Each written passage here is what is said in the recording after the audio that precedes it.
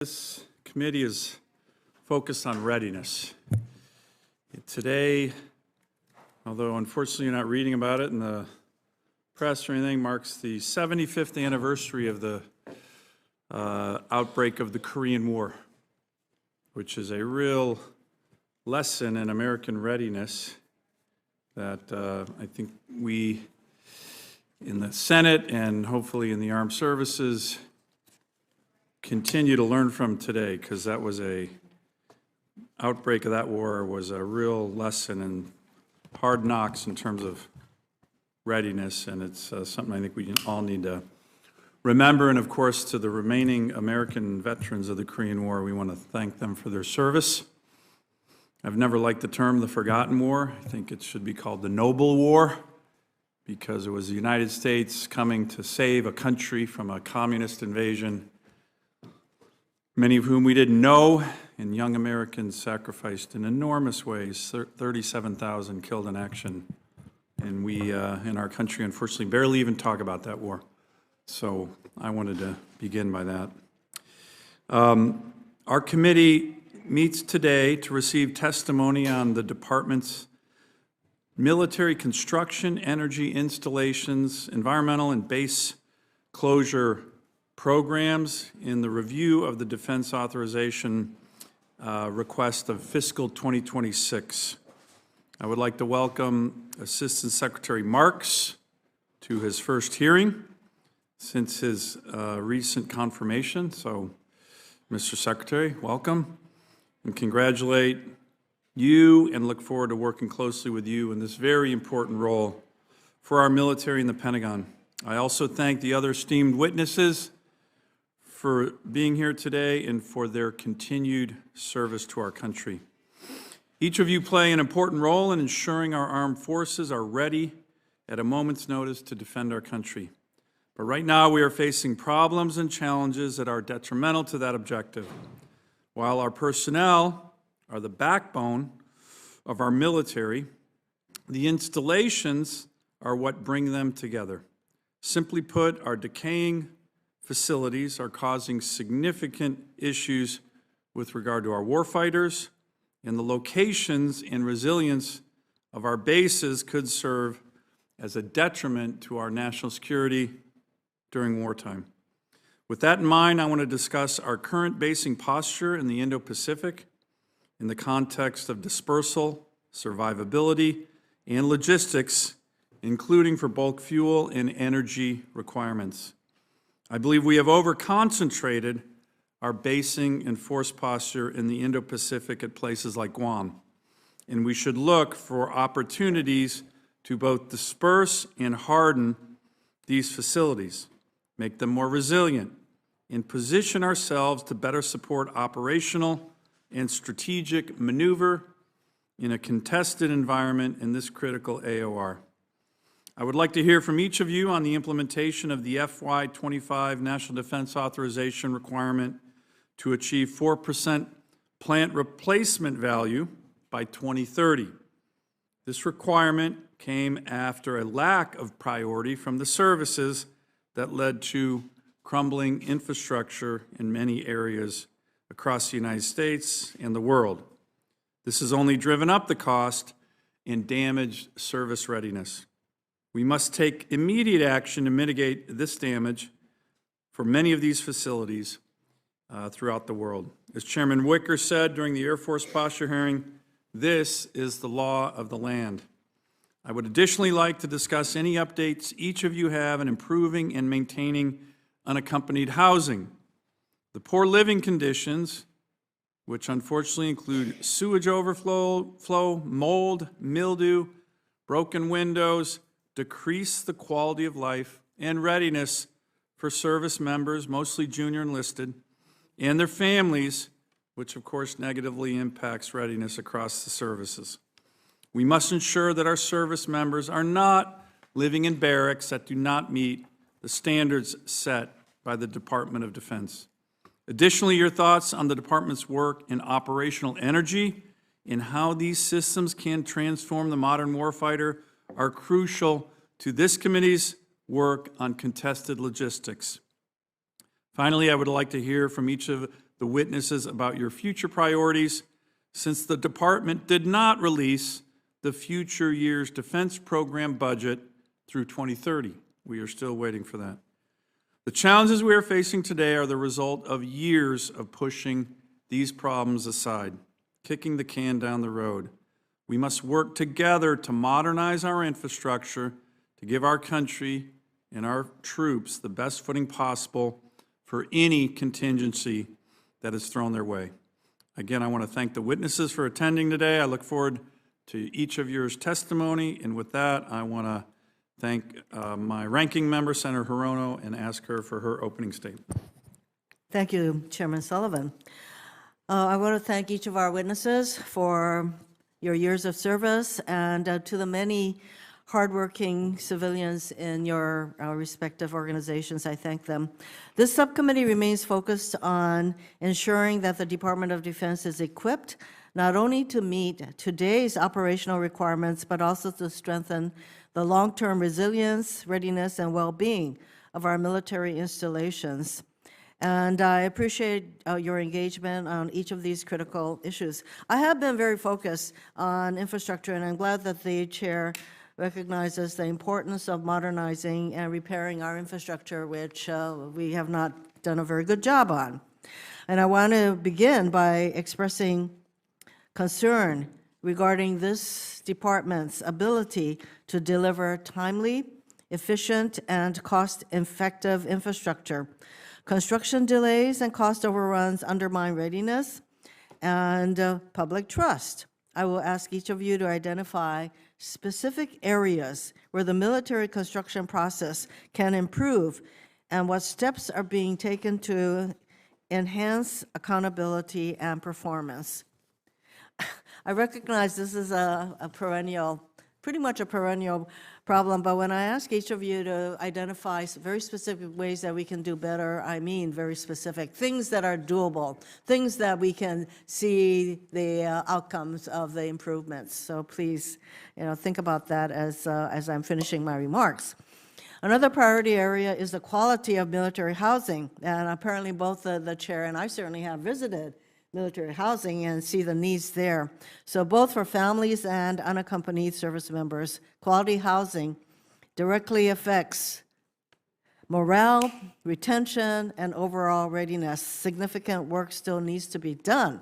For example, the department's March report on its use of waivers highlighted 32 substandard facilities on Army installations. Yet we know the problem is broader.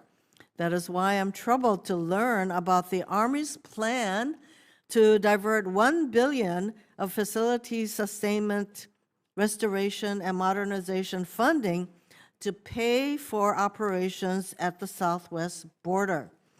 These funds were originally intended for the repair and maintenance of facilities like barracks. This is only occurring because the Secretary of Defense has chosen at every turn to waive reimbursement as an option in the many requests for assistance from the Department of Homeland Security. And it's a curious choice made by the Defense Secretary, especially since the DoD's FY24 agency financial report cited a deferred facility maintenance backlog of $267 billion. That is a significant part of the DoD's whole budget. We have to do better, people. We know that.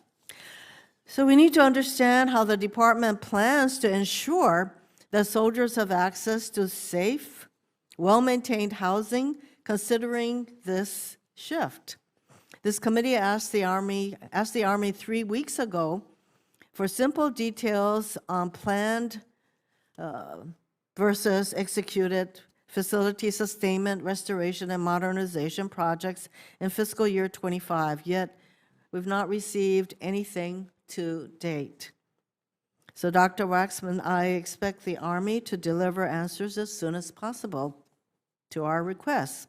Pivoting to the Indo-Pacific, as each of you know, several of the military's more essential training areas across Hawaii are leased from the state and are set to expire in the coming years. The training areas are foundational to joint readiness in the region. And at the same time, they hold cultural and historical significance to the Native Hawaiian community. It is essential that any path forward respects that significance while ensuring our forces have access to the ranges and facilities that they need. The department must work in good faith with state officials and the community to ensure these leases are renegotiated in a way that is equitable to all parties. Regarding military construction in the Indo-Pacific, we have previously authorized the extensions of the H-2B visa programs to ensure sufficient labor for projects in Guam and the Northern Mariana Islands. Secretary Marks, as construction in the region accelerates, we need to understand the potential costs and readiness implication of these mission-critical visas that they are extended. And I realize that the chair has asked a question as to the continuing spending that's going on in Guam, but if we intend to continue to do what we need to do in Guam, these visas are very necessary. Next, I'd like to touch on demand reduction and installation resilience. The department's investment in operational energy programs not only reduces the logistics footprint for our warfighters, but also enhances their combat capabilities as well. It is critical these programs continue to garner the bipartisan support they've had for years now. Meanwhile, initiatives like the Readiness and Environmental Protection Integration Program and Sentinel Landscape strengthen our installation readiness. These programs strengthen our these programs not only improve energy security and mission assurance, but also protect surrounding ecosystems and prevent encroachment on military bases. Finally, I want to address the growing risks posed by extreme weather and natural disasters to our installations. Secretary Marks, as you experience firsthand, these events have cost the department tens of billions of dollars and directly impact mission readiness. It is imperative that DoD approaches these risks proactively so the joint force is better postured to adapt to the risks to military installation resilience. So we can expect a lot more of these unpredictable weather events, and as I know, we should be better prepared to deal with the damage caused by these massive weather events. We have a lot of ground to cover today, so I thank each of you for being here, and thank you, Mr. Chairman. Thank you, Senator Hirono, and now we're going to begin with 5-minute opening statements. If you have a longer written statement for the record, we'd be glad to submit that for the record. We'll begin with you, Secretary Marks. Well, Chairman Sullivan and Ranking Member Hirono and distinguished members of this subcommittee, thank you for the opportunity to appear before you today. As you mentioned, the newly confirmed Assistant Secretary of Defense for Energy, Installations, and Environment, I really do appreciate this opportunity to discuss the President's proposed fiscal year 2026 budget for the Department of Defense's Energy, Installation, and Environment portfolio. The President and Secretary of Defense have laid out a clear objective for the department: achieve peace through strength. And as the Secretary has said, the threats we face are serious. Our investments to counter them must also be, and that's what this budget is intended to do. And I firmly believe that the strength and lethality of our military is built both on the weapon systems that defend us and on the readiness of our service members and their families to accomplish this mission. And make no mistake, our installations are weapon systems, just like our ships, tanks, and planes. We must ensure that they are postured to carry out the entire spectrum of military operations. At the same time, we know that America is a target. Our installations are under threat, not just from our adversaries, but from aging infrastructure, extreme weather, and increasingly complex operational demands. Our budget request includes $17.9 billion in military construction funds, $27.3 billion in FSRM, and $3.8 billion in installation operational energy investments, and addresses these challenges by focusing squarely on military readiness and operational capability. This ensures our resources directly support what matters most, maintaining ready forces and resilient installations that can operate effectively under any condition. In particular, we're focusing on energy dominance, infrastructure modernization, operational energy security, and investing in our innovation and research programs in support of the warfighter. At the same time, we recognize the resilience of our installations is enhanced by partnering with our defense communities, and we're making a concerted effort to work with them on mutually beneficial initiatives that enhance redundancies and prevent risks to national security. We also recognize that our service members' readiness starts at home. We want to ensure our warfighters are able to deliver 100% of their effort to their missions without having to worry about issues with their housing or about the health and safety of their family members back home.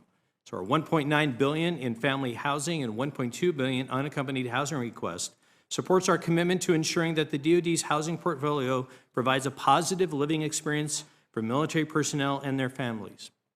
And we also continue to address risks to human health and environment through our environmental cleanup programs funded at $1.5 billion. We're moving in the right direction, but I recognize we must do better on behalf of our service members and their families. To accomplish these goals, the Department must ensure that we make the most efficient use of our resources and manpower to enable us to focus on our core mission of defending the nation.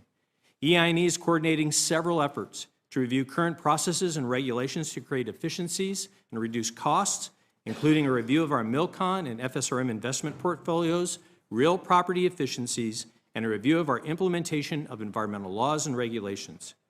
Finally, as part of this administration's effort to counter China's malign actions in the Indo-Pacific, we continue to work with key stakeholders to address DoD's use of lands and natural resources in Hawaii through the Hawaii Coordination Cell. We're also undertaking a holistic master planning effort to effectively sequence development, prioritize infrastructure needs, and align support functions with mission growth on Guam. And we'll look forward to working with Congress to address issues such as further extension of the H-2B visa authorities. Going forward, we have some big issues to tackle, such as meeting Congress's directive to significantly increase our FSRM investment to at least 4% of plant replacement value. And I look forward to working with this committee to address these challenges head-on and fulfill our commitment to our soldiers, sailors, airmen, Marines, and Guardians. Thank you, and I look forward to your questions. Thank you, Secretary Marks. I appreciate you touching on the 4% issue and a master plan for Guam. That's all important. Dr. Waksman, we want to hear from you now. Thank you. Thank you. Chair Sullivan, Ranking Member Hirono, and distinguished members of the subcommittee. Thank you for inviting me to provide an update on the Army's energy, installation, and environmental programs. Our installations are no longer sanctuaries away from the fight. To ensure mission success, our installations must be modern, resilient, and hardened to support any and every mission, whether they are at home or abroad. Achieving these requirements necessitates a sustained and focused effort. Our investments in installations must facilitate warfighter training, lethality, and readiness. The critical services that enable installations to function must be secure and reliable. Last year, installations must be as efficient and effective as possible. To facilitate the modernization and transformation of our installations, this year's budget requests $8.7 billion for facility sustainment, restoration, and modernization, and another $3.1 billion requested for new planning and construction. Beyond the funding requested in the President's budget, our privatized housing partners plan to invest more than $2 billion in our homes over the next few years. Part of enabling our readiness and lethality is ensuring quality housing for both unaccompanied soldiers and their families. The Army recognizes that its deferred maintenance backlog has grown over many years and has caused unintended consequences with both housing and operational facilities. While the Army continues to prioritize funding toward our permanent party unaccompanied housing, we are balancing investments in our mission-oriented facilities. For privatized family housing portfolio, we have made many improvements to the Army's oversight of our housing providers. This includes new quality control mechanisms and third-party inspections of our homes, allowing our installations leaders to verify the quality and status of the work completed. To project power and provide resiliency, our installations and associated services need to be able to rapidly recover from a disruption, whether natural or man-made. The Army continues to explore a variety of technologies that provide more reliable energy to our installations and soldiers, to include nuclear energy. To help improve the resiliency of our energy systems beyond the generation source, the Army continues to conduct black start exercises, which provide us with vital information about the interconnection of critical assets on our installations and increase our resiliency. We thank Congress for your continued support of our energy resilience programs. Our installations must also provide realistic world-class training environments to maximize our warfighters' lethality. To that end, our environmental programs are critical to meeting statutory requirements for preservation of training lands and to ensure that the water on our installations is safe for consumption. One of our most critical training ranges is the Pahalkaloa training area in Hawaii. which allows combat training geared toward the Indo-Pacific. The Army continues to work with the state government and local Hawaiians to ensure that these training lands can continue to support this vital training while also addressing the concerns of the local community. The Army is also improving our business practices by working with private partners to find ways to deliver higher quality and more economical support installations. As an example, our use of energy-saving performance contracts and intergovernmental support agreements save us millions of dollars each year and help us to develop and improve partnerships with our local defense communities. In closing, the Army continues to strive to make many of these critical investments designed to deliver the highest quality, most efficient, and safest Army installations possible to support lethality, readiness, and warfighting. Thank you for the opportunity to appear before the committee, and I look forward to your questions. Thank you, Dr. Waksman. Is it Waksman? Waksman, that's correct. Okay. Next, Ms. Johnson-Turner. Good afternoon, Chairman Sullivan, Ranking Member Hirono, and members of the subcommittee. Thank you for the invitation to speak with you today on the Department of Navy's Energy Installations and Environment portfolio. Our Marines, sailors, and dedicated civilians serve with urgency to defend, project peace through strength, and when needed, defeat our enemies. This portfolio provides direct support to the warfighters and their families, and is foundational to all that we do. We appreciate your support for the resources required to train like we fight and win decisively. Warfighting excellence starts on our installations, our power projection platforms. The resilience of our installations is paramount, and I remain deeply committed to ensure that we provide the infrastructure to support our sailors, Marines, civilians, and all of our critical missions. Unfortunately, much of our aging infrastructure is not in good condition. As an institution, we have allowed these assets to degrade over time. The average age of our infrastructure is over 50 years old and beyond its useful life. However, we have expanded the planning horizons to ensure that the important investments we make at our installations have the greatest impact. In a similar fashion, the Navy continues to make significant investments in the Shipyard Infrastructure Optimization Program to improve submarine aircraft carrier nuclear maintenance at the Navy's 4 public shipyards. With 40 projects completed to date, we are already seeing the return on investment with increased nuclear maintenance throughput so that our aircraft carriers and nuclear submarines can get back in the fight on time. In the housing portfolio, we know our Marines and sailors are better fighters if they know that their families are living in safe, quality housing.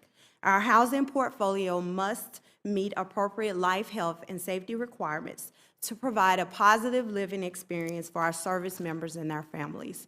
For our barracks, the Marine Corps remains committed to the Barracks 2030 plan.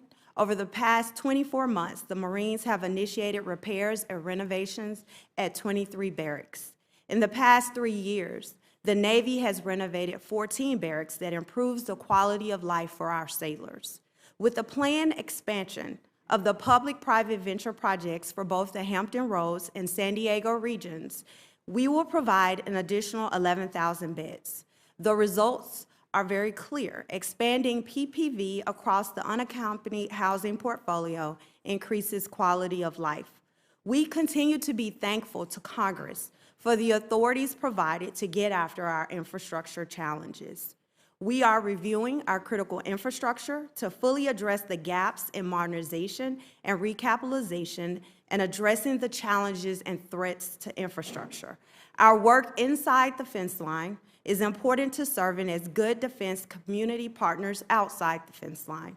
We will continue to partner with communities and utility providers to decrease vulnerabilities.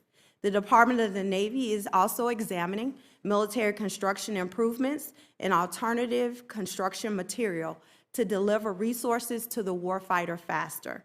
In addition, the department continues to make progress on completing environmental cleanups and remains focused on chemicals of emerging concern like PFAS. All in all, these tangible improvements are necessary to ensure the long-term strength and readiness of our force, but we have more work to do. We appreciate Congress's continued support, and I look forward to your questions. Thank you, Ms. Johnson-Turner. Mr. Saunders, you're next. Chairman Sullivan, Ranking Member Hirono, and distinguished members of the Senate Armed Services Subcommittee on Readiness and Management Support, on behalf of the Department of the Air Force and the nearly 645,000 active and reserve component airmen and guardians, thank you for the opportunity to testify before you today. I welcome the occasion to discuss the Department's FY26 budget request for our energy installations and environment programs. Our partnership with this subcommittee has been foundational to ensuring that we maximize the lethality and warfighting capability of our 177 DAF installations across the globe. One of our top priorities for the DAF is the quality of life of our airmen, guardians, and their families. Therefore, we focus our investment and innovation on our housing, dormitories, and child development centers.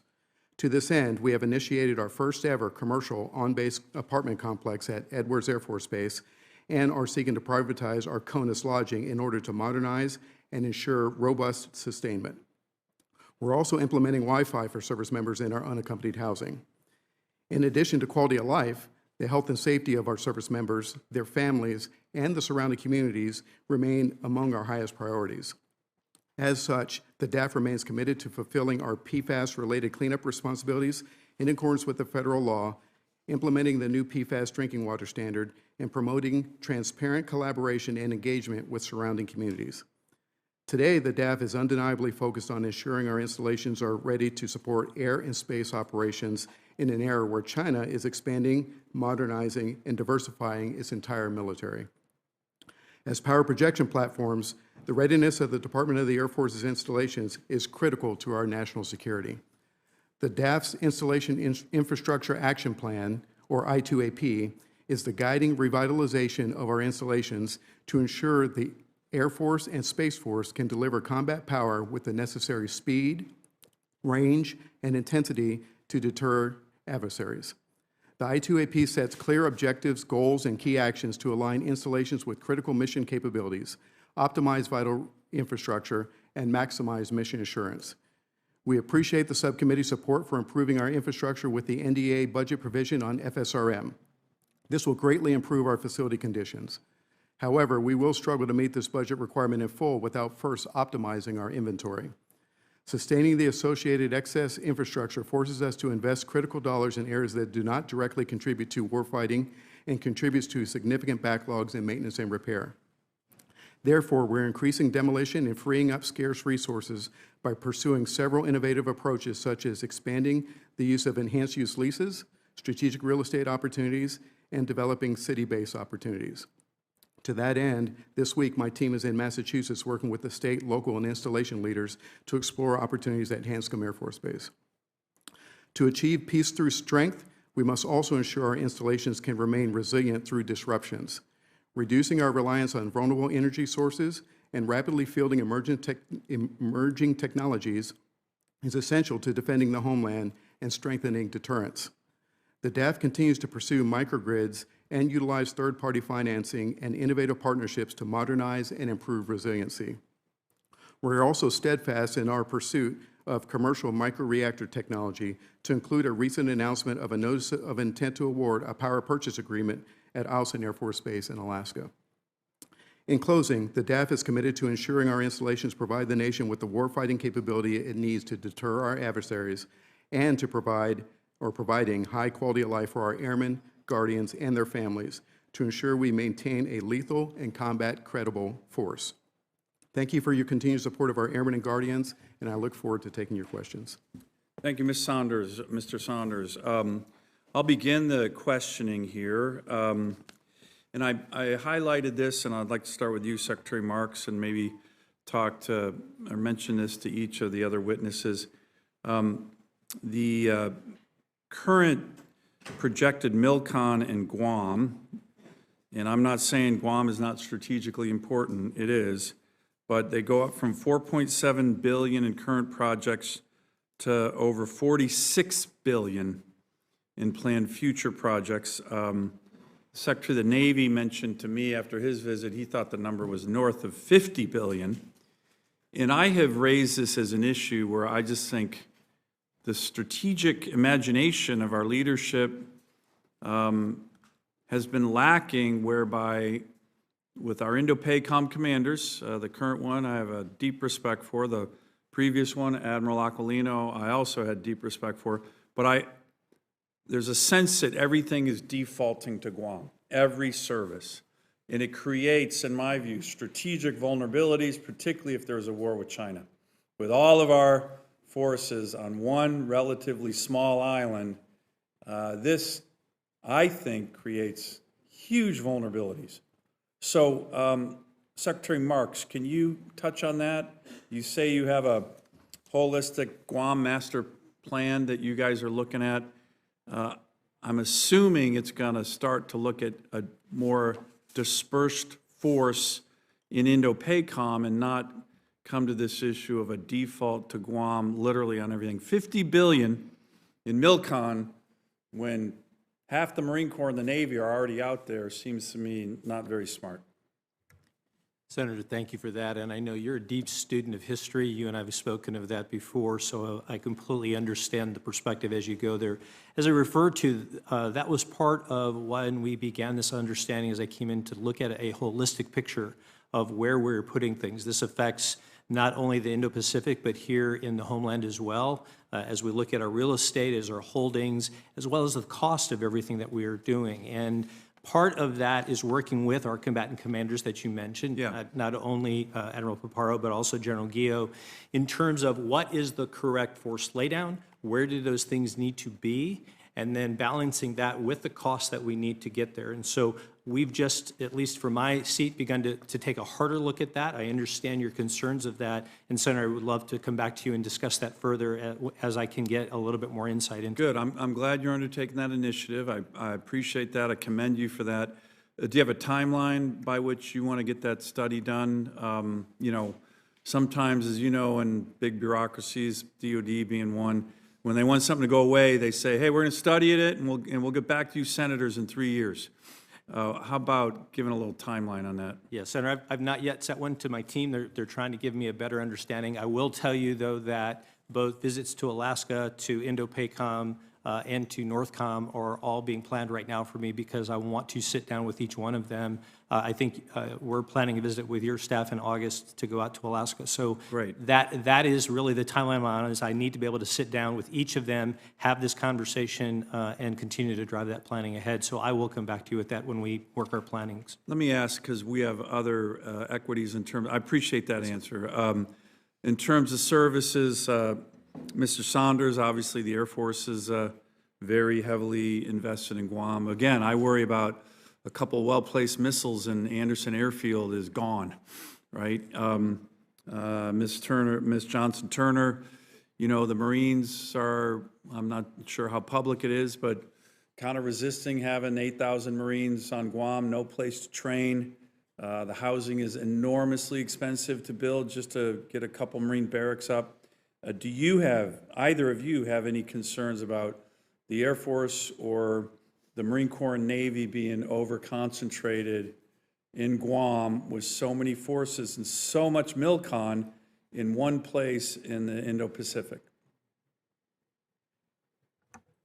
Senator Sullivan, thank you for the question. As you noted, Guam is a special and strategic location and one that's vital to the national defense strategy. As Mr. Marks noted, we are staying very connected with the combatant commander on all things holistically as it relates to force flow, force posture, and appropriate operational laydown and operational diversity. So, sir, we will continue to strike the right balance with our Indo-Pacific presence, again, being very nested closely with the combatant commanders. Ms. Saunders? Yes, sir. Thank you for the question. Similarly, our MILCON program and our investments in general are heavily influenced by combatant commander requirements. And so we recognize the strategic importance of Guam, but all other requirements within the Indo-PACOM AOR. And we, as I mentioned, focus those priorities from the combatant commanders and our component commander, in our case, the PACAF commander, into areas like Guam and other areas in the Indo-Pacific. Thank you, and I appreciate Secretary Marks' reference to history. When you look at our own history, particularly in Indo-PACOM, when we've concentrated forces, over-concentrated forces, it's not always turned out so well for our country, our readiness, our lethality, which I know you're all focused on. Senator Hirono. Thank you, Mr. Chairman. I know that, Secretary Marks, I know you are fully aware of the importance of the training areas in Hawaii, particularly Pohakuloa, and Dr. Waksman, you just noted how important that training area is to our military in the Indo-Pacific. So I would want both of you to commit to continuing the kind of good faith negotiations that we are engaged in to ensure that especially Pohakuloa remains as a necessary training area for our troops in Hawaii. Senator, not only my commitment, but I had a call just last evening with my Hawaii coordination cell as we continue to move all of the issues forward. So, yes, ma'am. Yes, Senator, I echo his comments. We have a cell as well in Hawaii working these issues. As you know, we can't formally negotiate until the records of decision are published, which the Army is currently planning to do in August. But we absolutely will commit to engaging with the local Hawaiian population and local government and other local interest groups to make sure that they're all being heard. As we know, there are some challenges to these negotiations, not to mention the fact that one of the state agencies did not okay the EIS. So the good thing is I believe that the governor is very interested in moving forward, working in good faith with all of you. So recent reporting revealed that $1 billion, as I mentioned, the facility sustainment, restoration, and modernization funds will be moved from repairing and maintaining facilities. And as I noted, there are something like in the order of over $200 billion in deferred maintenance needs. So, this is money that's supposed to go for barracks and barracks repair, but instead they're being diverted to activities on the southwest border. Secretary Marks and Dr. Waksman, can you explain how you plan to ensure the soldiers are living in safe and adequate barracks in light of this decrease in funding to the tune of about $1 billion and possibly more? And have you determined how this will impact the Army's maintenance backlog? So, Senator, thank you for that. We of course, all remain very committed to that and to the health and well-being of all of our service members. But what most of that money was originally things that had not fully executed, and we are restoring that into the 26. But I'll defer to Dr. Waksman in terms of the exact nature in which that was done. Yeah, so as Secretary Marks said, we did not pull any funding from any projects that were already being spent on. It was money that had not already been assigned. You are correct that we have a very bad backlog of maintenance that we have to fix. And so what we're trying to do is to try to buy that back as best as we can in FY26. The FY26 FSRM budget for the Army is going to be 25% higher than it was even in FY24. And so my instructions to the team has been to not forget any of these actions that we were going to do and to make sure that everything is getting funded that needed to get funded. So the fact of the matter is that the DOD has decided that it is going to assist Homeland Security in various immigration enforcement programs. This is being done without reimbursement, and the DOD can ill afford for any of these monies that should go to things like barracks restoration and repair, can ill afford any of this kind of diversion. So we will be watching to see how you're going to make up the difference. And in fact, Dr. Waksman, over 3 weeks ago, this committee asked the Army for a comparison of what facility sustainment, restoration, and modernization projects were planned for fiscal year 25 compared to what has been executed to date. And we have not received this information. And when can we expect this information from you? Senator, that's a fair question. We have just really finalized all those numbers internally. We're getting ready to pull that together, and I make a commitment to you that we will get that to you as soon as we have it finalized and ready for release. Okay, we're going to hold you to that timeline soon. Ms. Johnson-Turner, you noted that some 14 Navy barracks have been renovated. That's good news. I visited Arizona Hall, a Navy enlisted barracks at Joint Base Pearl Harbor. The facility is dated, lacks central air conditioning. In fact, I note that the Air Force doesn't even let its unaccompanied airmen in places that are not air-conditioned, but yet the Navy has this facility that is not air-conditioned. And that is not some kind of a luxury, because it's pretty tough to be in a place that's not air-conditioned. So I found out that the restoration cost for these barracks is $10 million. That seems eminently doable. So I'd like to know from you, what is the plan, and when can I expect the renovation of Arizona Hall to begin? Senator Hirono, appreciate the question. As noted, unaccompanied housing remains a priority for the Department of the Navy, and appreciate your attention to and support for the Department of the Navy. Specific to Arizona Hall, we did have sailors that were moved out of that facility about a year ago. Thanks to we are moving forward with a structural assessment, although the building is wholly vacant, which we expect to receive those results this summer. So is there $10 million being requested to complete the renovation of Arizona Hall?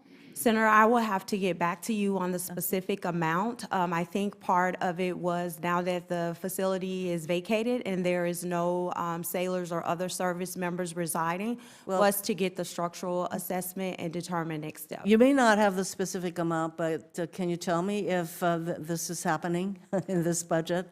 I will look forward to getting back to you, Okay. Senator, in Well- short order. Thank you.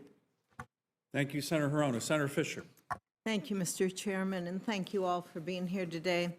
As you know, FSRM funds are used by the service in order to maintain, repair, and improve existing military facilities. And this committee has been leading the way on reforms when it comes to the sustainment of our infrastructure. In responding to a committee request for information, I understand that the services, as well as the Office of the Secretary of Defense, would be in favor of changing FSRM from a one-year authorization to a three-year authorization. First, can each of you tell me if you support this idea? Mr. Secretary? Senator, thank you. And as I think you and I have spoken before, anything that increases flexibility and allows us to program appropriately, but also allows us to reduce the overall cost as we can get after it, certainly we would support, and I would want to work with you to see how that would become implemented. Great. Dr. Waksman? Yeah, I echo Secretary Marks. Any additional flexibility is always welcome. You're right about this challenge. It's like a credit card debt where you save a little bit of money now and you have to pay way more later. And we understand this is a big hole that we have to dig out of, and we're looking forward to working with you on trying to solve that problem. Great. Ma'am? Senator, absolutely concur with Secretary Marks. Anything that enhances flexibility and our buying power would be much appreciated. It would get us beyond the year of fiscal year end crunch, as well as give us more time to better plan. Mr. Saunders? Senator, I appreciate the question. I echo all the comments previously. It would add additional flexibility and make us more efficient in executing the program. Okay, that is great.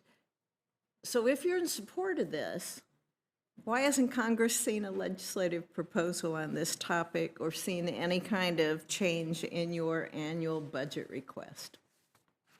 Who wants that one? Senator, we'll take that. Okay, great. And work that as we move forward. Certainly, I think that is something we need to sit down and work language with you on to ensure it's in the proper place. But I was made aware of that just this week, so I will absolutely want to work with you on that. Thank you very much.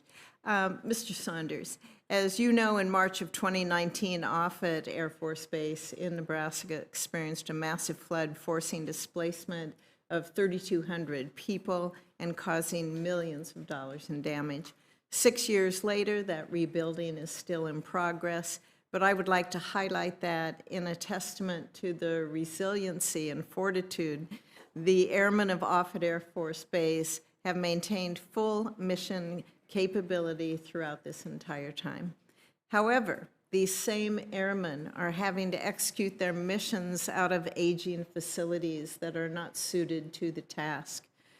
Could you please provide an update on the Offutt Air Force Base rebuilding effort? And I would ask then that you follow up with that and make sure things stay on track. The facilities are out of date, dangerous, not healthy, and we want to be able to provide for our people.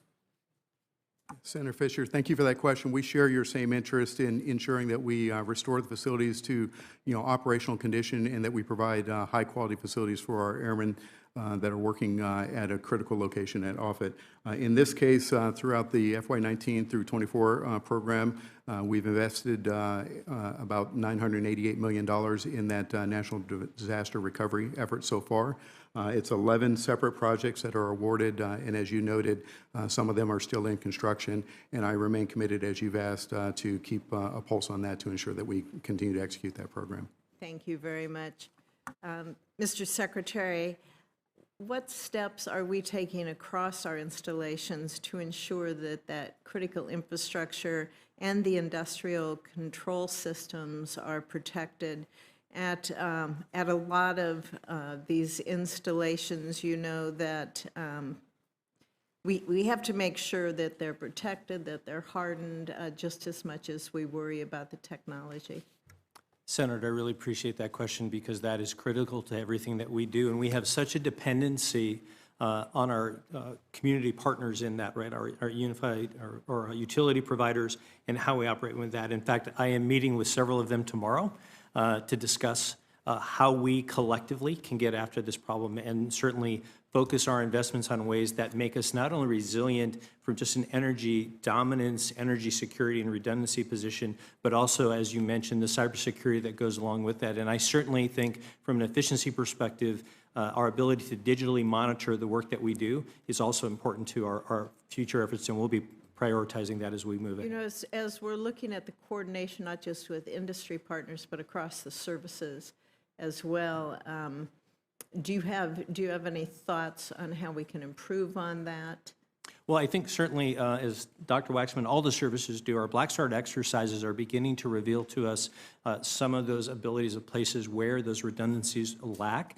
That's allowing us to then focus our efforts on, first and foremost, ensuring that we don't have failures, such as at Offutt, which obviously has a critical national security mission that we want to ensure that is there, right? So as we do those, that allows us to then begin to move out, given the resources that we have, to focus on that. But we can certainly come back and try to work with you on that. Okay, great. I'd be really interested in hearing how, not just how we coordinate, but how we can, and once again, make it move faster. Yes, ma'am. Thank you. Thank you, Senator Fisher. Senator Kane. Thank you, Mr. Chair, and thank you to our witnesses. I want to ask about UASs. We certainly are seeing in real time the threat they pose in combat and the new iterations of them on the battlefield, but they also affect security of DoD installations. We've had incursions at Langley. There have been other bases in the country that have seen these. Talk a little bit about what each of the service branches are doing. The Army is playing kind of a facilitator role. Northcom's playing a key role. But what are you doing with respect to installations, both at home and our installations abroad, to be more really kind of on the leading edge of best practices for UAS incursions? Senator, I appreciate that question very much, especially given my last role in which that was a singular focus that I was working there in Florida. I would say writ large, and I will allow my partners here to also add, one of the critical pieces of this that I believe we're focused on is not only inside the fence line, but also outside the fence line. So if I wait until that threat is at the fence line, it's much too late. We saw what happened in Spiderweb. We can see the real threat that can happen. And so one of the initiatives that we are moving forward and without our installations is to work on the community ability to integrate these, working on the jurisdictions and the authorities that go with that. I will defer again to my partners here in terms of technologies that we're applying to those solutions, but that's one of the key efforts that my office is going to focus on. Please. Thanks, Senator. It's a great question. As you know, counter UAS is a big part of what the Army is doing now, and it's a financial question, right? Can we shoot down stuff cheaper than what they're shooting at us? But I think there's two important parts to it that the Army is focusing on in addition to just the technology. One is the energy piece. If you're going to have all these radar systems, microwave systems, et cetera, how do you ensure that you have reliable energy for that? But also it's a policy piece. There are policy and legal challenges with doing counter UAS, particularly domestically. The FAA tends to frown on us shooting things down out of the sky. And so working that problem, I think, is something that we're going to want to work with you and the rest of Congress on going forward. Senator Kane, thank you for the question, as it does have the attention of the Department of the Navy. We are looking at the systems that we have in place at many of our critical and mission critical installations, as well as the research and development. As we know, technology is constantly increasing. I just led a critical infrastructure forum within the Department of the Navy, where we are looking holistically across Marine Corps and Navy equities to get a whole of done, if you will, approach to get after this. We're also looking at the authorities that we have in place and where we may have potential gaps. And then you've heard the Marine Corps talk about sort of their 3D printing that they've been able to do at Quantico to really continue to push focus and attention to moving forward with drones. Mr. Saunders. Yes, Senator, thank you for the question. I'd start by reiterating for the Department of the Air Force, as well as the other services, that our installations are power projection platforms, and they operate in an increasingly contested environment, including a contested environment in the homeland, as you noted, with incursions at Langley and other locations. So the department is obviously heavily invested in working and partnering with the Joint Counter Small UAS Office, the sister services, and looking at all options, both kinetic and non-kinetic solutions, and ensuring that we develop solutions that are nested in a broader air-based defense and air-based air and ballistic missile defense framework. And that's headed through our Air Force side, on the Air Force side through the A3, but it includes stakeholders across the Department of the Air Force. You know, if I could just say to my Senate colleagues here, the Langley incursions were maybe 18 or 19 months ago. And we've been together in sort of the skiff where we've tried to get information about, do we know the origin? No, even though it was 19 nights in a row. It wasn't just like one night. We still haven't really been given very good information about it. And maybe it's hard to come upon that information now, but the same issues when we asked 19 months ago, well, the FAA doesn't like us shooting stuff down, you know, outside of base. Of course they don't. Local government, I got this mayor, you know, of Hampton, okay, he doesn't want that. But those answers 19 months ago, I got them, but it's been 19 months. And I'm still worried that everyone recognizes as a challenge, but I'm not really sure we've got the protocols that we should have by now. And I'm going to add to it, I was at one of our major defense contractors in Virginia, I don't need to name them, but they said they have drone incursions around their perimeter a lot. People trying to see what's going on. What do? We call the service branch that we're contracting with and we let them know, and they say, thanks, we're glad you let us know. But there's not that much done beyond a phone call and, okay, thanks for letting us know. So I am nervous about this, that there are a lot of stakeholders. It's FAA, it's local government, it's federal law enforcement trying to do the investigation to determine who's responsible. You have to separate the innocent hobbyist from the potential, you know, bad malefactor or foreign actor who's coming after you. But I just worry that we're not yet coming up with the protocols we need, and that's something that I'm sure we'll talk about as we're doing the markup in the NDA. One other question I wanted to ask about housing. There's a GAO report, 2023, Poor Living Conditions Undermine Quality of Life and Readiness, and that is now about 2 years old, highlighted a number of poor living conditions that we're familiar with. But the report made 31 recommendations, and I wonder what's our status in terms of, you know, implementing, or how many have been implemented, how many are in implementation? Can you talk a little bit about that, Secretary Markey? Yes, absolutely, Senator. Thank you for that. And over half of those have already been implemented. There's another 3 that we're attempting to close out right now. Those are going through the process, but I expect those to be moved shortly. And then each of our partners has a game plan in which we meet regularly to get those to closure. So I think we're on a good pace to get those there through our housing offices. If I did that question for the record, I think it might be helpful for not just this subcommittee, but all committee members to kind of get, okay, the 31, these have been done, here are the 3 that we think we're closing in on, here are the ones we're still working on. So I'll probably ask that question for the record because I think everybody's probably going to be interested in that answer. Understood. Thank you, Senator. Okay, thank you. Great, and Senator Kane, yesterday, a number of us introduced the Golden Dome Act, which is all about missile defense, which has a significant UAS component, and it's got a UAS component that deals with FAA, DOD, and the services to try to get to exactly what you are talking about. I think it's a really important issue, and I think our services also have concerns that nobody has the authority to actually shoot down a drone if it were doing nefarious activity right now. So I agree with you. I think it's something we're going to certainly want to take up in the NDAA markup. Great, thank you.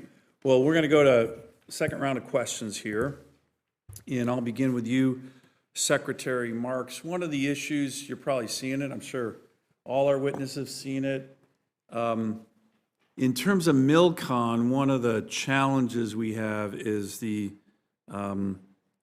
oversaturation of burdensome regulations, many of which come from NEPA, where it takes years and years and even beyond a decade to get through NEPA reforms or NEPA reviews, then the inevitable litigation that comes with them, to do anything on basis. So, Mr. Secretary, I'm sure you saw the very important Supreme Court case ruling on the Eagle County case, where the court found that agencies will get significant deference on NEPA reviews, and importantly, clarifies that agencies don't have to do reviews and shouldn't do reviews for impacts outside the project's immediate jurisdiction.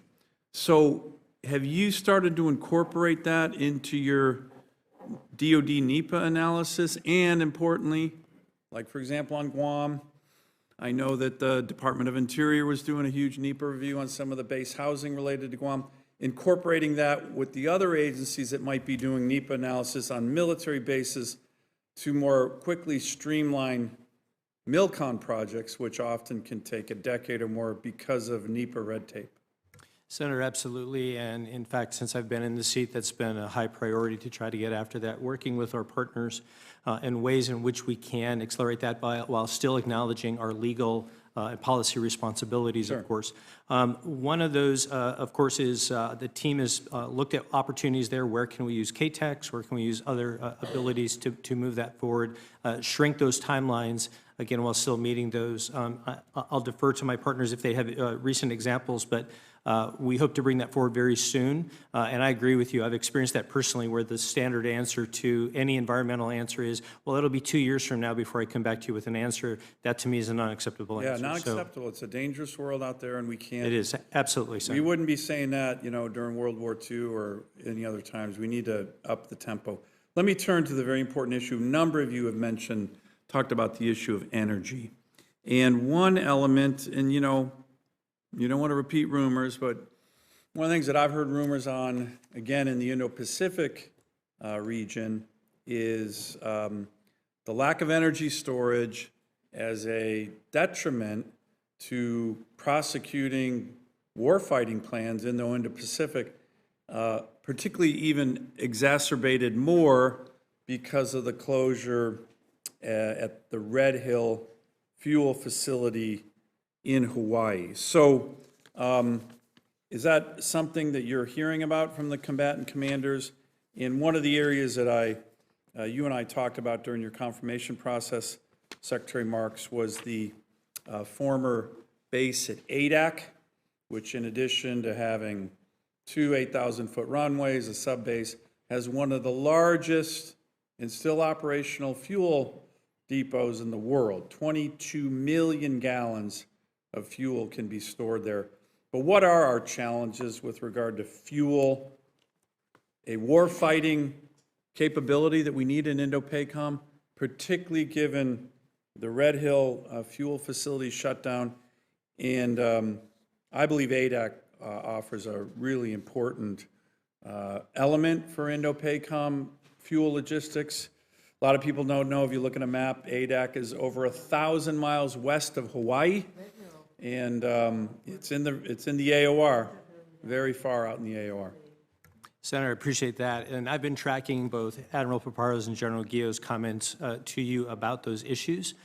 We are looking at the global force posture. I know my Navy partners made a visit to ADAC to begin to do an assessment on that, and certainly we're looking at that global force posture. Anything that increases distance, slows us down, and our ability to support the warfighter is certainly a concern, and we'll continue to work with combatant commanders and my service partners to see what we need to do as the next steps. But are you hearing from the combatant commanders that they're worried about fuel supplies in any kind of contingency? And I'm not just saying it's Red Hill, I'm just saying in general, it's a big Pacific Ocean out there, and, you know, our warfighters need fuel. I'm hearing that. Senator, and I don't doubt it, and that's why, as I mentioned earlier in my comments, that I've reached out to the combatant commanders to sit down as quickly as possible, as well as very quickly sitting down with my partners at Defense Logistics Agency to try to get a better grasp on that situation for you. So I'll come back to you, but I will defer to my partners here, my colleagues, if they have greater Well, details. just with regard to ADAC, the Indo-PACOM commander and the NORTHCOM commander testified in the full committee that we need to reopen that base. I got a commitment recently from the Navy, Ms. Johnson-Turner, to come brief me again on this. This was in a call with the SecNav. Nobody's done it. That was about 3 or 4 weeks ago, so I'm still waiting. I've been waiting a long time, getting impatient on that, but I'd like to get your commitment, to get what was already a commitment, to come brief me on their latest visit, whether it's dealing with fuel, runways, sub-bases. It's a very strategic location. 2 combatant commanders have already said we need to reopen it, and I just haven't gotten anything from the Navy yet. Can I get your commitment to get the Navy at a senior level in my office soon, as they've already committed to me to brief me on this? Senator Sullivan, the Arctic is definitely a strategic and important location. I will follow up within internal to the Department of the Navy so we can circle back with you. Good, thank you. Senator Hirono.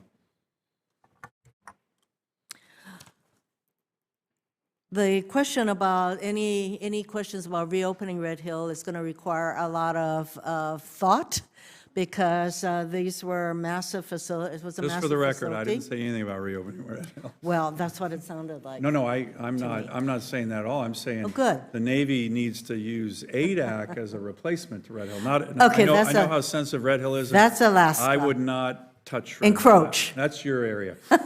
Thank you very much. Nothing about I mean, reopening I'm that. all for, being open-minded about what we need to do to make sure that our readiness posture remains strong. However, if Red Hill was a facility that mainly stored aviation fuel. So, the Air Force has something to say about that. And meantime, though, the presence really is not so much the Air Force in Hawaii, but it's the Navy. And the fuel there was not for Navy. Okay, I'm going to ask some really easy questions so that we can move on. In previous NDAAs, we have extended the H-2B visas for military construction related to Guam and the CNMI. Secretary remarks, would you support another extension of H-2B visas for military construction on Guam and the CNMI? Senator Hirono, I absolutely would look for an extension that would help with costs, with manpower, and continue to move our projects along so they don't incur any additional costs. So the answer is yes. Yes. Okay.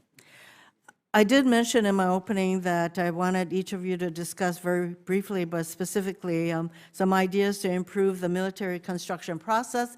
And I suppose part of it is somehow hastening the NEPA review process.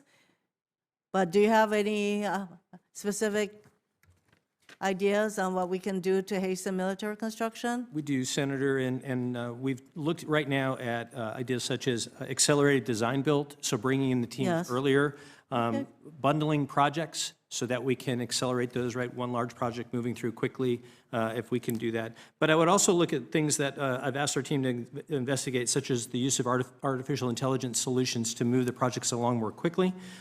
We certainly want to look at industry standards, and so I've asked our team to begin to look at the Unified Facilities Criteria, the UFCs.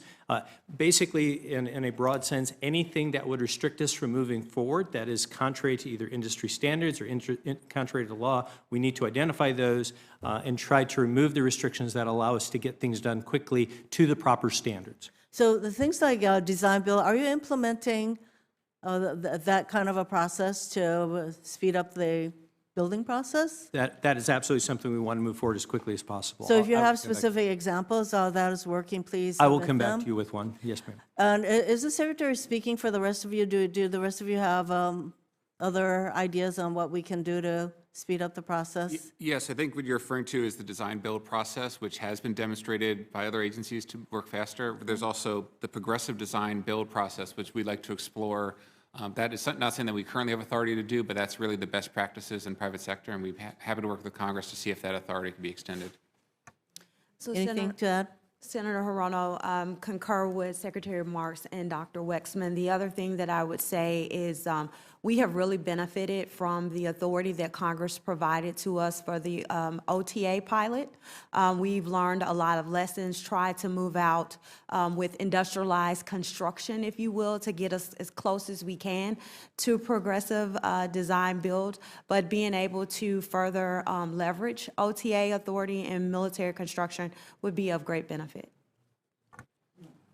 Yes, Senator Hirono, you asked if the Assistant Secretary spoke for all the services. I think in this case, there is a joint working group with the services led by the Office of the Secretary of Defense. So yes, that does provide all of the same responses. And the only thing I was going to add was to echo the comment of the OTAs, which is a relatively recent authority, and that does help. Thank you. I did mention in my opening that I had concerns about our ability, the department's ability to withstand weather events and to protect our infrastructure, and I'm assuming that that you're going to proceed with some of those kinds of considerations. I did want to get to one thing that's come up recently, and that is just this afternoon, it was reported that the Navy and the Air Force will create 2 additional National Defense Areas, NDAs, attached to Joint Base San Antonio in Texas and Marine Corps Air Station in Yuma, Arizona. For Mr. Saunders, Joint Base San Antonio is 150 miles from the border inside a city of 1.5 million people. How do you justify creating a national defense area so far from the border and inside a major city? Yes, Senator Hirono, thank you for that question. It also provides me the opportunity maybe to provide a little bit more clarity to what we're actually doing. The Air Force is pursuing an NDA, but it's along the Rio Grande from Roma, Texas to the Gulf of America. It's roughly 260 or 270 miles long. It'll encompass the riverbank to the high water mark. The Joint Base San Antonio reference that you mentioned is the administrative organization that will oversee and adopt that real property on the Department of the Air Force real property records. Secretary Marks, you know that there are concerns about the continuing creation, because this is like number 4 of these creation of these national defense areas, and it enables the military to get around casi comitatus. So restrictions, Mr. Secretary Marks, are there any plans or discussions to establish similar national defense areas in other U.S. cities? Senator, there's always planning going on in terms of what we need to do to assist with what the President has asked us to do. However, at this time, those 2 are the one that I'm tracking. So there's already a diversion of 4,000 National Guards people and 700 or so active duty military in LA, and there is a concern about what they're doing in these cities, and this is all under the control of the President, thanks to a court decision. But there is a question as to what these troops can do in these areas, even if they're called up in LA, because there is this issue of posse comitatus. So there are these concerns about the diversion of our troops. So as we create these areas, I mean, how many troops are going to be there monitoring or whatever they're going to be doing in these additional NDAs that has to do with border issues? Senator, our troops are there in a Title X status. That means they're in a federal status. They are there to assist. not violate posse comitatus. And so as we look at those, they're there simply in a temporarily protect our ICE agents and other federal personnel there within the federal confines of the real property that they are on. And so it's not an intent to skirt posse comitatus, simply to exercise the Title X work that they are doing there. So my question is, Mr. Chairman, if you don't mind, how many troops will be for the Air Force and for the Navy will be assigned to monitor or patrol these additional NDAs? That's what I want to know. Senator, I don't have that exactly unless my colleagues have the exact numbers. We'll take that Navy, for the Air record if Force. we may, ma'am, and I'll get back to you. Do you have a response? Senator, I do not know the exact number either, so as Secretary Marks noted, we would have to get back to you. Yeah, similarly, ma'am, we would work with the Combatant Command, Northcom in this case, and they would identify the requirements, which would answer the question of the number, and so we'd be able to get back with you after coordinating with them. I would like that information provided to this committee. Thank you, Mr. Chairman. Thank you. Senator Kane. Just one last question, and this is to Secretary Marks. There's an office within the Pentagon, the Office of Local Defense Community Cooperation, that has been very helpful in Virginia, and I suspect in other states too. You know, as our Hampton Roads, I'll use that as an example. 12, 13 cities and counties on different sides of the water, but all really unified in their support for the many military missions in the area. That office has been really great in terms of working in coordination when the community is trying to figure out what to do on infrastructure, road building, or bridge construction. Obviously, we like to work in tandem, not just with a single base, but with all the military installations where people are going to be driving to and from every day. And that office has proven really valuable. The office has had a budget over the years where they've been able to help fund local, you know, it might be a part of a transportation study. Senator Durbin and I wrote a letter to Secretary Hegseth about this in March, just saying, hey, this is a good office as you're, you know, getting started. You know, pay attention to this. It can really be used to leverage good relationships with local communities. And I would just like, you know, your commitment that you see the value of this office, and anything you can do to enhance its effectiveness will be good for the military mission, and it'll be good outside the gate in terms of the community-based relationships. Senator, thank you for that question. And first, thank you that you've seen the incredible value of OLDCC. As a former installation person, I use them extensively, and so I was very excited that they are part of the portfolio that I get to lead. And you absolutely have my commitment, Senator, that we'll continue to push that forward. I think I often say I get better than a 3-to-1 return on investment when I use OLDCC money, especially as it works within our communities. So thank you for that, for your support, and you have my commitment.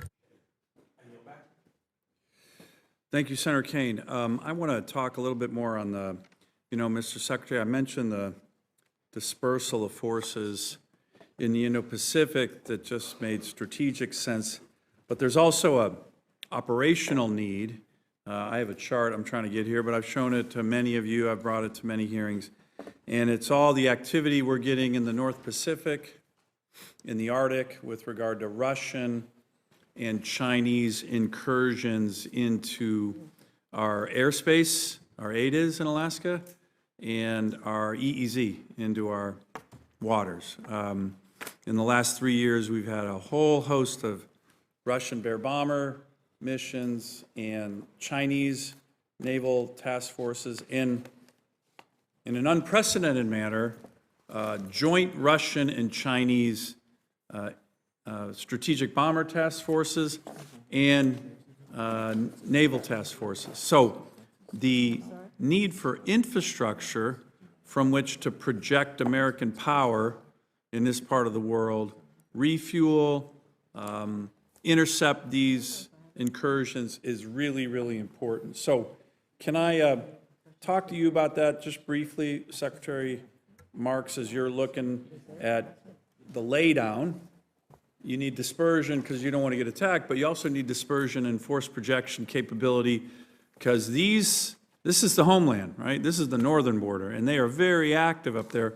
And then Mr. Saunders, the Indo-PACOM commander, and particularly the NORTHCOM commander, have talked about the need for additional airspace, logistics, but also runway space on the Aleutian Islands in Adak, in western Alaska, Galena, Dead Horse, northern part of Alaska, because when these brave airmen and women do their intercept missions, if it's February over the Arctic Ocean and you're flying an F-16 and you lose an engine, you better want to have infrastructure capability for a SAR mission. So I'd like to get your views on that. Hopefully you've listened to what the NORTHCOM commander has said with regard to forward infrastructure basing for aircraft and Navy ships to project American power in a part of the world that's getting very, very busy. We are on the front lines in Alaska with great power competition, and it's a regular occurrence. That's our border. Nothing more important than that.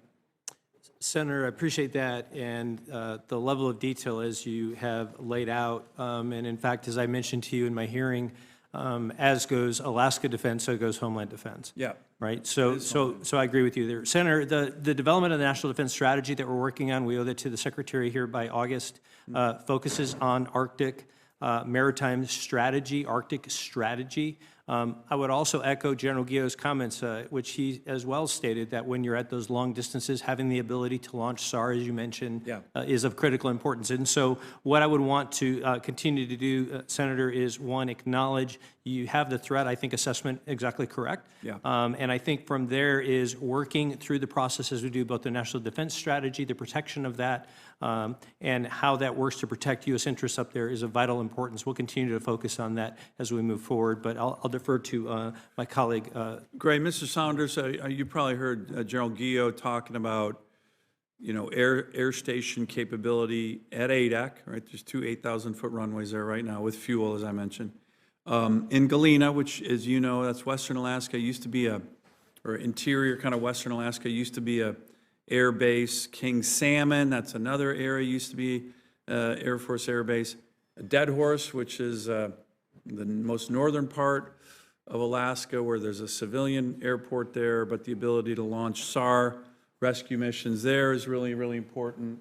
I have the chart here. I'll show it real quick. As you're answering, I'll just put it up there. It gives you a sense, right? We're very busy up there. It oftentimes doesn't make the lower 48 news, but I'll tell you, it makes the news in Alaska, and it should, right? When you have Russian and Chinese joint strategic bear bomber task forces with armed MiGs coming into our ADIZ, you put the other one up here too. We need to protect ourselves and protect our airmen. If you looked at any of those installation upgrades, we already have them in all those areas I mentioned, runways, former bases, that we could use for more infrastructure and power projection to address this. And here's just the number. And the green is joint ops, Russian, Chinese operations, either joint strategic bomber task forces or joint naval task forces.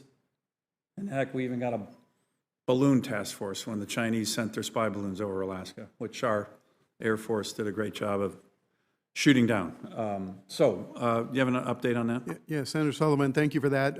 What's not lost on me is our interim national defense strategy has us focused on Indo-PACOM, but first defending the homeland, which basically addresses both of these issues as you're talking about the Alaska region and the Arctic. So this is homeland, exactly. Indo-PACOM because it's North Pacific, and Arctic, right? I mean, it's all three.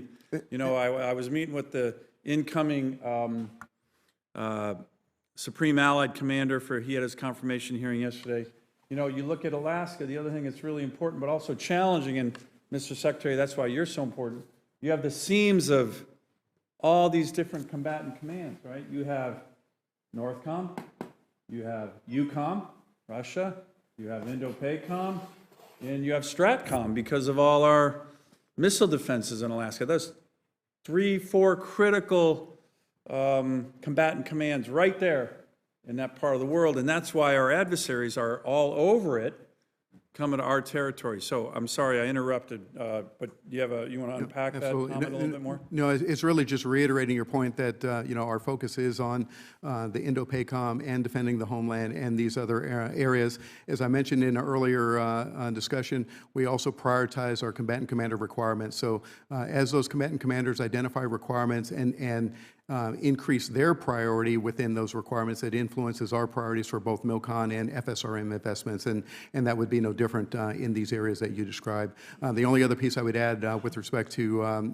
the Air Force and in this region especially, our agile combat employment concept allows us to be able to work not only from fixed installations but from other installations, and that would help address a lot of the areas that you're working at. Even if it's having access to Dead Horse, doesn't necessarily mean it's a permanent installation, but it means that we can station aircraft perhaps on the civilian airfield as it is today to be able to provide the support that we need in certain times. Well, I appreciate you saying the emphasis on the combatant commanders because, again, just to reiterate, the Indo-PACOM commander and the NORTHCOM commander in full committee hearings have said we need to reopen ADAC.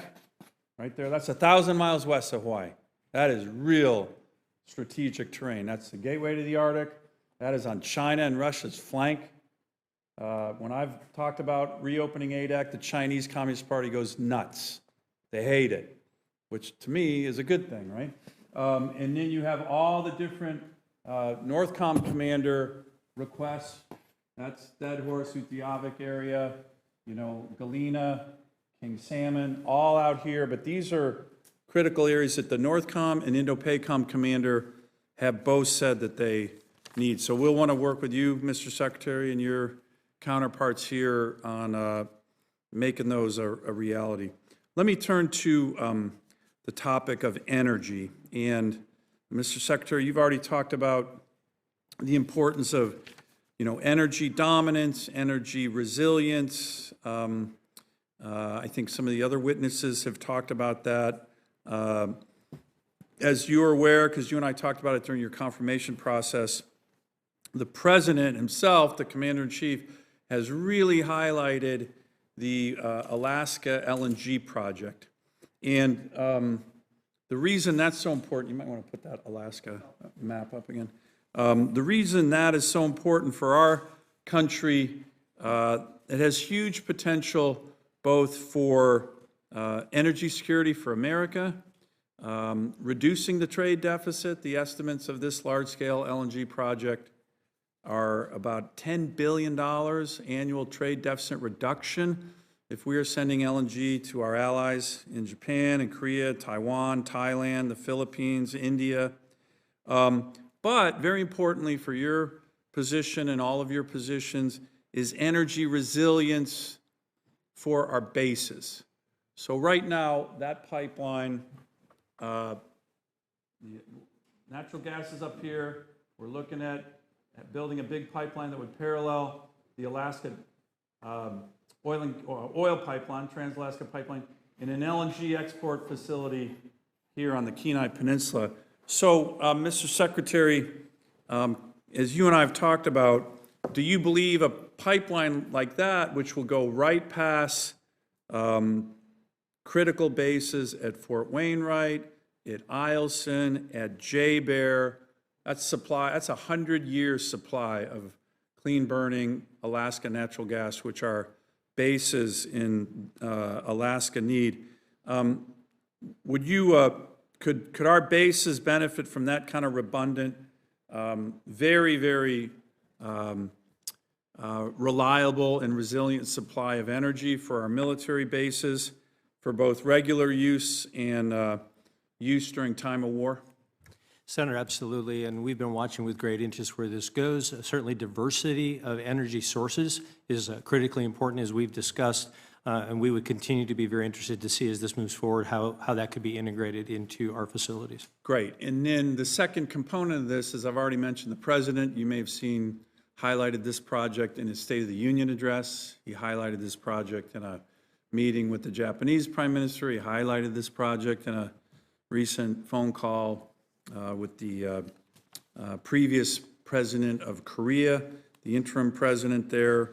This also has the potential to really, really help our allies in Asia secure American LNG and get off Russian LNG, Russian gas, Qatari gas, which we're seeing over the last couple weeks is very strategically vulnerable. Do you see it playing an important role in that regard as well? Well, certainly, Senator, I think economic security is national security. So our ability to have that, again, that diversity and the sourcing and knowing where that is certainly very important to it. And again, we would love to see this continue to move forward. Good. Let me just ask one final question. You know, I had a good meeting, 2-hour meeting with the Deputy Secretary of Defense just a couple weeks ago, primarily on the Golden Dome, where we're working together with the administration, the Department of Defense. But I've talked to Secretary Hegseth, the Deputy Secretary of Defense, and others about this energy project. There's a potential for the Department of Defense to be a purchaser of the gas and can help with regard to the pipeline. Can I just get your commitment, as you and I have talked about during your confirmation process, to work with us on that? Both the Secretary and the Deputy Secretary have said that this is something they want to work with us on. And more importantly, the President has made this a top priority of his administration. Senator, yes, we absolutely want to work on this with you. Great. Let me turn to another form of energy. Mr. Saunders, can you give me an update on where we are on the Eielson? You mentioned it in your opening testimony on your Eielson modular nuclear power project and what the potential is for that, not just at Eielson, but maybe throughout interior Alaska as a further potential. Yes, Senator. Thank you for that question. So we're very proud to have recently announced our notice of intent to award a micronuclear reactor power purchase agreement for Eielson. It'll be a 5 megawatt solution. Working with OCTA is the agency that will ultimately be the awardee. That, as I mentioned, had a public announcement, I think it was last week, if not the week before, and we're on target to finalize that agreement in the 2027 timeframe. I'd be remiss, though, if I would, if I didn't acknowledge that that would be the first of an effort that the DAF is looking at. The DAF is committed to micro-reactor technology throughout its portfolio, as well as all kinds of energy sources. As the Assistant Secretary mentioned, we want to diversify and reduce our dependence on particularly contested energy sources. And so this is one step in that direction, and we're proud to have announced that notice of intent to award. Good, thank you. Let me continue on with you, Mr. Saunders. I have been working for years now to get the 4 KC-135s to Eielson to support our aerial refueling mission. As you know, we have over 100 fifth-generation fighters in Alaska, in addition to an F-16 intercept squadron up there that does a lot of these Russian intercepts. And the tankers are absolutely fundamental to doing this real-world mission on a very regular basis, not to mention all the great training that we conduct at Red Flag at least 3 or 4 times a year. Former Secretary of the Air Force Kendall ordered the act of association on the 4 KC-135s to happen. We've had one of these KC-135s move to Eielson. Our new Secretary of the Air Force has committed to me in public hearing that we're going to continue with doing that. We have this issue of the housing market in Alaska. We want these to be accompanied tours with the 400-plus new airmen that'll be coming with these KC-135s. Do you have an update on what we can be doing collectively with regard to housing in the Eielson, Fairbanks, North Pole, interior Alaska area? There's some questions that the data on the housing is a little stale, some questions that we need more housing, some questions that we might need base housing, but we want to make this happen. We want to make these deployments really great experiences for our airmen, but we also want to get these KC-135s there soon. It's mission critical for the Air Force, for that intercept mission. As you know, as all of you know, any contingency in the Indo-Pacific, everybody's going to be flying over Alaska because of how strategic we are on the Great Circle route. Do you have an update on that, Mr. Saunders? Yeah, thank you, Senator. Let me start by reiterating Secretary Mink's commitment to relocate the 4 KC-135s to Eielson. As you noted, AMC has already transferred 1. Yep. And then the additional 3 aircraft will be reassigned from the Pacific Air Forces Command, PACAF, by the end of FY26. So what's the time, give me, is that within a year from now? Roughly a year and a quarter, yes, sir. Okay, we want to shorten that timeline. I've only been waiting on this for 10 years. Yes, sir. So that's the, right now, the current estimate is the end of FY26. You alluded to the housing, and as you know, my office worked with your staff during a recent site activation visit to enable this 4 aircraft plus up. We appreciated that very much. And during that time, we acknowledged that the local community is addressing the housing issue and requirement, and we made sure that the data is refreshed. Now that, there still is a concurrent travel restriction. However, we do allow families to relocate to Eielson. What the current restriction does is it, in essence, requires the member to either secure housing before they depart, and their family would depart with them at the same time when they arrive in Alaska, or it would wait till they arrive in Alaska and secure the housing before the family relocates to minimize disruptions to the families. What's the best way to get that concurrent restriction lifted? Because what we want is the airmen to come, accompanied tours, bring their spouse, bring their kids. It helps the community. It makes for a better deployment. 3 years as opposed to 1 year.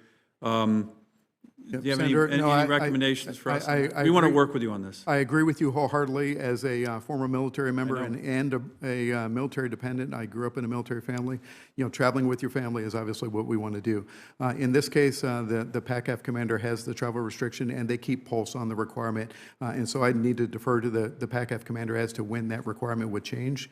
But they are certainly keeping pulse to ensure that the housing is there to support the families. And that restriction is based on what the PACAF commander sees as the limited housing stock? It sees in the need to find housing and secure housing before the family relocates. Now, I should reiterate, that doesn't mean that we don't allow families to Eielson. They certainly do. It is an accompanied tour, so members do get to bring their family. They just need to show that they have secured housing before the family actually relocates. Okay, good. Let me ask one final question. You've been great witnesses today. It's very, very informative hearing. I mentioned, and each of you mentioned, but I just want to triple check it, and I was pleased to see that each of you actually mentioned significant funding for kind of the barrack upgrade issues, right? And you might remember a couple of years ago, this became a giant issue that went to the SecDef level, and the Secretary and Chief of the Staffs of the Army, Air Force, Marines, Navy, because the enlisted housing, it was revealed, was very substandard and really not worthy of the men and women who sacrificed for their country to, serve in our military. So I just want a quick gut check with each of you on where you think our housing is, particularly for enlisted members of the military. You have put in, each of you, in your budget requests, significant upgrades to that. Is there more you need to get to a level that we want to make sure, hey, if you raise your right hand to join the Marines or the Navy or the Air Force or the Army, you're not going to be living in a dumpy place on base that's got, mice and rats, and mold. We're going to give you a good place to live so you can be ready to serve your country when you're called. Are we feeling good about that, Mr. Secretary? And I'd like to go to each of the service representatives. Senator, certainly, and I think you're seeing across-the-board investments of over 30% as we continue to commit. Also, what I appreciate, and thank you for your support in terms of the latitude of things like leasing and other options that we can get after. So we're getting after the problem.